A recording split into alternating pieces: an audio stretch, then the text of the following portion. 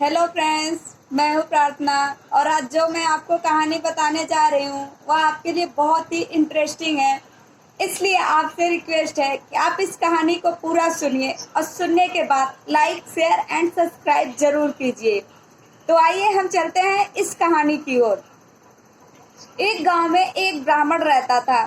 जो ब्राह्मण बहुत ही गरीब था और उसके गरीब होने के कारण उसके गांव वाले और घर के लोग कोई भी उसका साथ नहीं देता था। और ब्राह्मण दिन भर मांगता था तो सिर्फ एक ही टाइम के लिए भोजन पाता था। वह डेली सुबह सो के उठता था और गांव में भिक्षा मांगने पहुंच जाता था। कोई उसे भिक्षा भी नहीं देता था। कोई कोई व्यक्ति ऐसे होते थे जो थोड़े दयावान होते थे और उसे भिक्षा देते थे और वह घर लेके आता था। जो पाता था तो एक टाइम वो बना के खा लेता था। फिर अगले दिन उसके पास कुछ नहीं बचता था। फिर वह अगले दिन सो के उठता था सुबह सुबह। फिर वह जाता था, फिर किसी से मांग के लाता था और फिर बना के दोनों खा लेते थे। ऐसे ब्राह्मण करता रहा। एक दिन ब्राह्मण सोचता कि मैं अपने गांव से किसी अनेक गांव में जाके भिक्षा मांगता हूँ, क्या पता मुझे वहां से मिल जाए। तो ब्राह्मण अपने गांव को छोड़ के किसी अनेक गांव में जाता है वहां भिक्षा मांगने। तो बाहर एक साधु और एक राजा घूमता हुआ दिखाई देता है। तो जैसे ही राजा की निगाह उस ब्राह्मण पे पड़ती है तो राजा ब्राह्मण को बुलाता है कि यहाँ आओ। जैसे ही ब्राह्मण उसके पास जाता है तो राजा उससे पूछता है कि आप क्यों भिक्षा मांगते हो। तो ब्राह्मण अपनी गरीबी का हाल बताता है राजा से। तो राजा क्या करता है, कुछ देर सोचता है, उसके बाद हीरे की एक पोटली राजा ब्राह्मण को दे देता है और बोलता है आप इसे ले जाओ, इसको बेचो। इसके बेचने के बाद जो भी पैसे मिलेंगे इससे आप अपनी गरीबी को दूर करो। तो ब्राह्मण वहां से हीरे की पोटली लेके जैसे ही चलता है और राजा और साधु से जैसे ही थोड़ी दूर पे जाता है वैसे ही एक चोर आता है और ब्राह्मण से हीरे की पोटली छीन के लेके भाग जाता है। तो ब्राह्मण कुछ नहीं बोलता। उस दिन उसके पास कुछ नहीं बचता और वापस घर आता है। जब वह घर आता है तो क्या करे, उसे तो कोई भिक्षा मिली नहीं होती। फिर वह रात भर बिना खाए ही सो जाता है। फिर सुबह उठता है तो फिर उसी गांव में जाता है और जब दोबारा से उसी गांव में जाता है तो फिर वही राजा और वही साधु उसे दिखाई देते हैं। तो फिर राजा बोलता है कि क्या चमत्कार है, आज फिर भिक्षा भिक्षा मांग रहे हो। तो ब्राह्मण बोलता है हाँ, जो आपने हीरे की पोटली दी थी उसे किसी चोर ने मुझसे छीन लिया, तो मैं क्या करता। तो उसके अगले दिन राजा ने एक उसे कीमती मोती दिया और वह ब्राह्मण जो था वह मोती लेके जैसे ही वहां से चला तो उस मोती के साथ अपने घर तो पहुंच गया। अब वह इतनी कीमती मोती थी कि ब्राह्मण सोचा मैं इसे कहीं छुपा दूं, पर उसे छुपाने के लिए कुछ भी नहीं दिखा। उसके घर में एक पुराना घड़ा रखा हुआ था। तो उसने सोचा मैं इस मोती को इसी घड़े में रख देता हूँ क्योंकि इसकी हमें जरूरत भी तो नहीं पड़ती।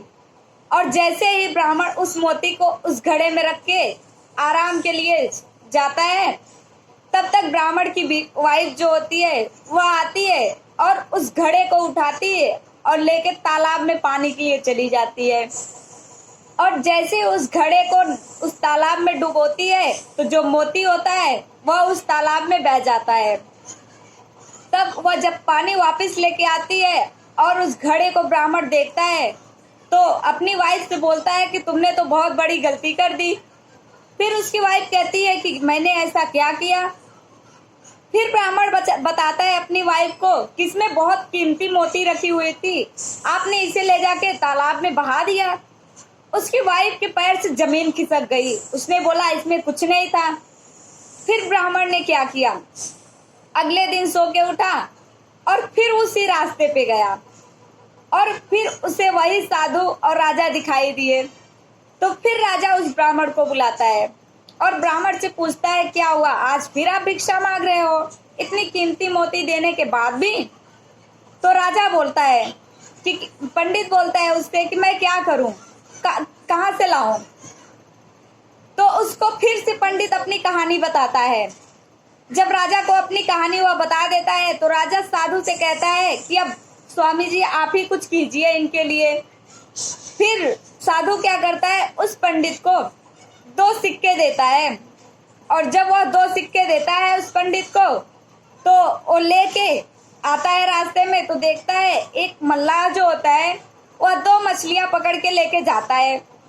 तो वह ब्राह्मण पूछता है कि आप इनको क्या करोगे, तो कहता है इन्हें बेच के मैं पैसे कमाऊंगा। फिर ब्राह्मण बोला कि इनकी जान मत मरवाओ, आप मुझसे पैसे ले लो, इन्हें छोड़ दो। तो मल्लाह बोलता है ठीक है। वह जो दो सिक्के साधु ब्राह्मण को देता है, वही दोनों सिक्के उस मल्लाह को दे के ब्राह्मण और उन मछलियों को अपनी कमंडल में डलवा लेते हैं। और ब्राह्मण उस मछलियों को लेके नदी के किनारे जाते हैं और सोचते हैं मैं इनको छोड़ दूं। और जैसे ही ब्राह्मण उन मछलियों को नदी के किनारे लेके जाते हैं और उनको छोड़ने की कोशिश करते हैं, तो देखते हैं कि वो मोती उसी में होता है। जो मछली मोती खाई होती है वही ब्राह्मण के हाथ लग गई मछली।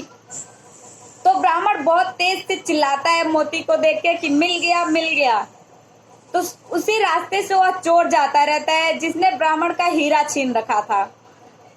जब वह चोर सुना कि मिल गया तो चोर सोचा कि शायद यह ब्राह्मण मुझे पहचान गया कि इसी ने मेरा हीरा छीना था। और चोर दौड़ता दौड़ता गया, ब्राह्मण के पैरों में गिर गया और बोला कि हे पंडित जी आप मुझे माफ कर दो, मैंने जो आपके हीरे चुराया था या आप वापस ले लो, किसी से बताना मत। तो पंडित तो चुपचाप रह गया। उसके बाद राजा ये सब देखते रहे। जब राजा ये सब देखते रहे तो राजा ने बोला कि क्या कमाल है साधु से, मैंने तो हीरे की पोटली दी, इनके काम नहीं आया, मैंने मोती दिया, इनके काम नहीं आया, आपने 2 सिक्के दिया, इनकी प्रॉब्लम रिजॉल्व हो गई। तब साधु राजा को बताता है कि आपने हीरे और जो मोती दिए थे उसके लिए पंडित जी अपने बारे में सोच रहे थे, और जो मैंने सिक्के दिया था इस सिक्के से पंडित जी दूसरे के बारे में सोचे, इसलिए पंडित जी की प्रॉब्लम रिजॉल्व हो गई। जब वो अपने बारे में सोच रहे थे तो उनके हाथ कुछ भी नहीं लगा था, और वह दूसरे के बारे में सोचे तो देखो उनके पास हीरे भी आ गए और जो कीमती मोती थी वो भी आ गई। तो चलिए आज हम इस कहानी को यहीं से खत्म करते हैं। मिलते हैं हम अगले वीडियो में एक और इंटरेस्टिंग कहानी के साथ। Thank you.